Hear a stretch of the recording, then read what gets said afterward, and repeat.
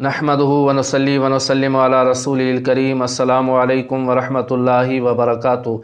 राय इस्लाम में तमाम दोस्तन की खुशामदीद। प्यारा दोस्तों, अज नई मालूमात खणी तव्हांजी खिदमत में हाज़िर थियो आहियां। यकीन तव्हांखे पसंद ईंदी सो ही आहे त 80 साल जी गुनाहन जी बख्शिश जो एक बेहतरीन अमल खणी आयो आहियां।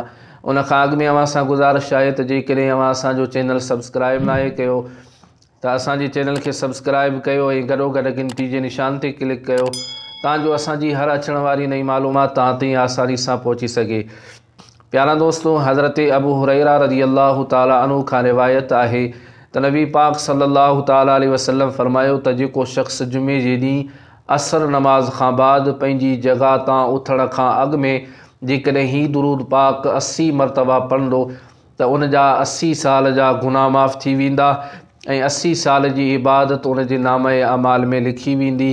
यानी 80 साल जी इबादत जो सवाब उनखे अता कयो वेंदो। दुरूद पाक ही आहे अल्लाहुम्मा सल्ली अला मुहम्मदिन नबीहिल उम्मी व अला आलिहि वसल्लिम तस्लीमा। दुरूद पाक इहो आहे जेको अव्हांखे स्क्रीन ते बि नज़र अची वेंदो।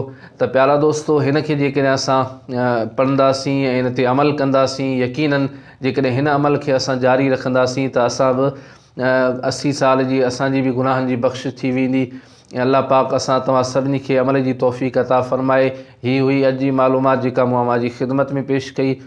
वरी नई मालूमात में अव्हांजी ख़िदमत में हाज़िर थींदुसि। तेसीं ताईं इजाज़त ॾींदा। अल्लाह हाफ़िज़।